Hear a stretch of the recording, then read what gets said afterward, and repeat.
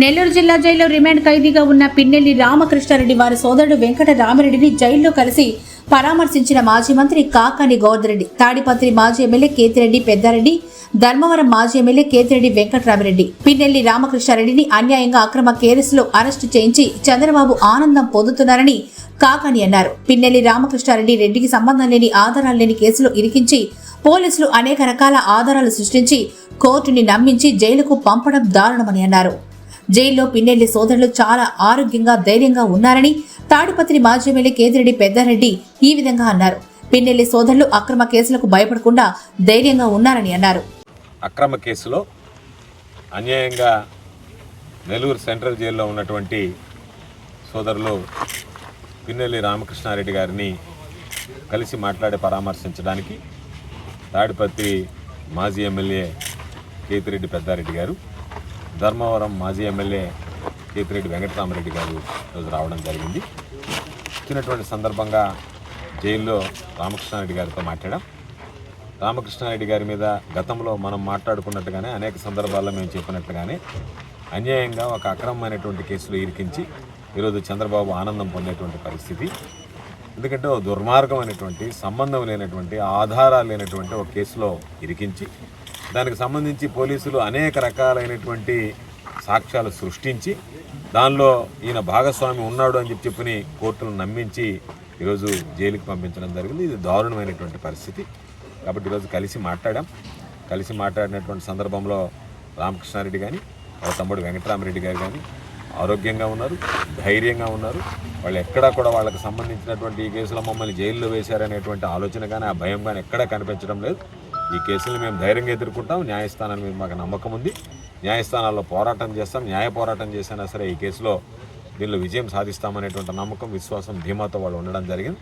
కాబట్టి జగన్మోహన్ రెడ్డి గారికి ఎవరైతే ఈరోజు ఆంతరంగికులుగా జగన్మోహన్ రెడ్డి గారికి నమ్మిన బంటులాగా వ్యవహరించారో, ఎవరైతే ప్రభుత్వాన్ని ప్రశ్నించారో వాళ్ళందరి మీద కేసులు పెట్టి ఈరోజు ఒక కొత్త సంస్కృతిని తీసుకొచ్చి రాజకీయంగా ఎదుర్కోలేక పోలీస్ కేసులు బనాయించి దాని ద్వారా భయపెట్టాలనేటువంటి దుర్మార్గమైనటువంటి ఆలోచన. ఫ్లెక్స్ కడితే పోలీస్ కేసు, లేదు ఎవడన్నా ప్రెస్ మీట్ పెడితే పోలీస్ కేసు, సోషల్ మీడియాలో పోస్టింగ్ పెడితే పోలీస్ కేసు, వీటన్నిటితో పాటు ఎవరి మీద కేసులు పెట్టాలనుకుంటే వాళ్ళ మీద కేసులు వస్తే కేసులు బనాయించడం కాదు, కేసులు తయారు చేసి కేసులు మోపడం అనేటువంటిది ఒక కొత్త అనుమతి, కొత్త సాంప్రదాయానికి కూటమి ప్రభుత్వం చంద్రబాబు నాయుడు ఈరోజు వాటికి సృష్టించాడు. ఎన్నిసార్లు మాట్లాడుకున్నా పిన్నెల్లి రామకృష్ణారెడ్డి, పిన్నెల్లి వెంకటరామిరెడ్డిలకు సంబంధించి ఈ ప్రభుత్వం తీరినటువంటి ద్రోహం చేసినటువంటి నేపథ్యంలో వైఎస్ఆర్ కాంగ్రెస్ పార్టీ కుటుంబం ఎల్లవేళలా వాళ్ళకి ఆ కుటుంబాలకి అండగా ఉంటుందని చెప్పి సందర్భంగా తెలియజేస్తుంది. సంబంధించినటువంటి మూల్యం కూడా చెల్లించుకోవడానికి తెలుగుదేశం పార్టీ శ్రేణులు సిద్ధంగా ఉండాలని చెప్పి ఈ సందర్భంగా నేను తెలియజేస్తూ ఎక్కడన్నా కానీ చేసినారు. అప్పుడు ఉండేటువంటి అధికారులు ఒత్తిడితోనో ఇంకోటి ఈరోజు తిరిగి చంద్రబాబు నాయుడు తిరిగి ఆ సంస్కృతి తీసుకొస్తారు. దీనికి ఎప్పుడైనా కానీ రాష్ట్రంలో ఫ్యాక్షన్ రాజకీయాలు జరిగినాయి అంటే దీనికి కారణము చంద్రబాబు నాయుడు, లోకేష్ అని కూడా చెప్పడం జరుగుతుంది.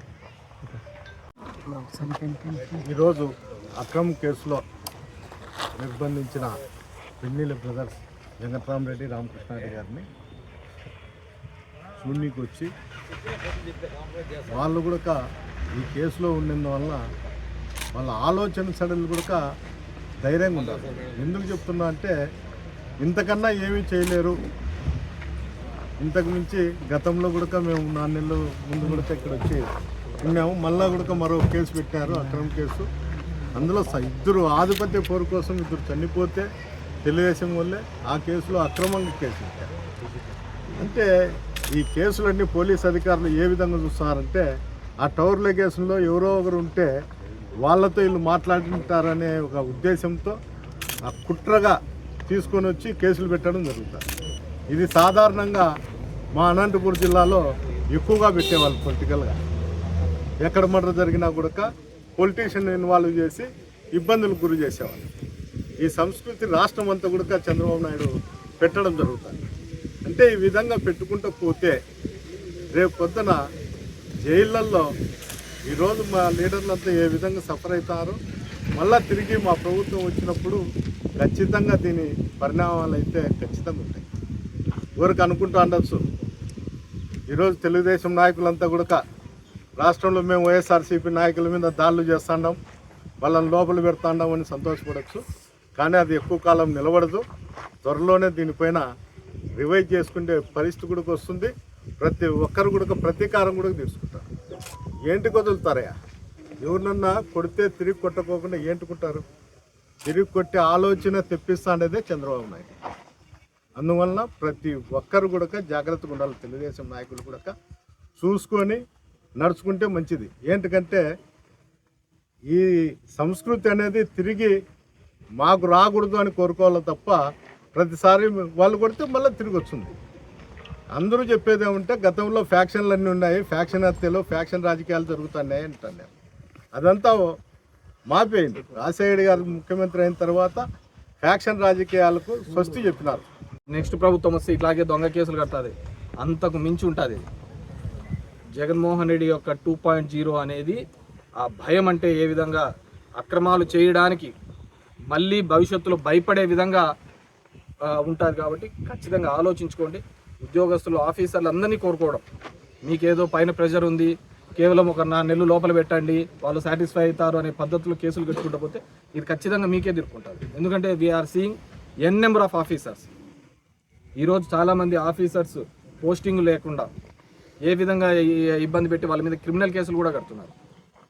సో ఇది ఖచ్చితంగా మనం చేసిన ఏదైనా ఉంటే అది మళ్ళీ కూడా బౌన్స్ బ్యాక్ అయ్యే ప్రమాదం ఉంటుంది. కాబట్టి డెఫినెట్గా ఏదైతే కరెక్ట్గా ఉంటుందో ఆ పద్ధతిలో పోవాల్సిందిగా మీ అందరినీ కూడా ఈ సందర్భంలో కోరుతున్నాము. డెఫినెట్గా పిన్నిలి బ్రదర్స్ మరింత ధైర్యంగా ముందుకు వచ్చి పార్టీ యాక్టివిటీస్లో పార్టిసిపేట్ చేస్తారు.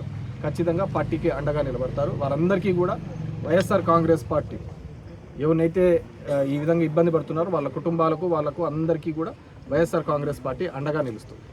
ఆశ్రయించడం జరిగింది. దాని ప్రకారం ఒక చిన్న దీని మీద ఆయనకి మళ్ళీ ఈరోజు లొంగిపోమని చెప్పేసి సుప్రీంకోర్టు ఆదేశానుసారం ఆయన వచ్చి లొంగిపోవడం.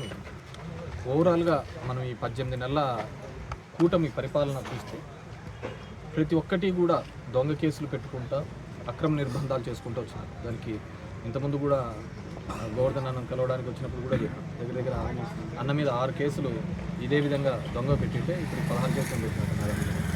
అన్న ఇప్పుడు సిబిఐ కోర్టుకు కూడా సిబిఐ కావాలి దీని మీద ఇన్వెస్టిగేషన్ చేయడానికి అని కూడా అప్పీల్ చేయడం జరిగింది, హైకోర్టుకి అప్పీల్ చేయడం. ఇది ఒక బ్యాడ్ కల్చర్ తీసుకొని రావడం జరుగుతుంది ఈ ఆంధ్రప్రదేశ్లో కూటమి ప్రభుత్వం. ఎవరో ఒక ఇద్దరిని పక్కన ఉన్న వాళ్ళని చెప్పడము, వాళ్ళతో కన్ఫెషన్ స్టేట్మెంట్ తీసుకోవడము, ఇక్కడ నేనున్నానని చెప్పడము, ఆ విధంగా చేసుకుంటూ పోయిన సందర్భం చూస్తున్నాం. అదే పద్ధతిలోనే ఇప్పుడు పిన్నిల వారి మీద కూడా ఇదే పద్ధతిలో కేసు. ఎందుకంటే సంఘటన జరిగినప్పుడు వాళ్ళిద్దరూ తెలుగుదేశం పార్టీ అని అక్కడున్న జిల్లా ఎస్పీ శ్రీనివాస్ గారు చెప్పడం జరిగింది. దాని తర్వాత మళ్ళీ వీళ్ళిద్దరినీ కూడా ఎవరితోనో వాళ్ళ సొంత ఊర్లో ఉన్న సర్పంచ్తో మాట్లాడారని ఒక అక్రమ కేసు కట్టడం మీరు చూశారు. అంటే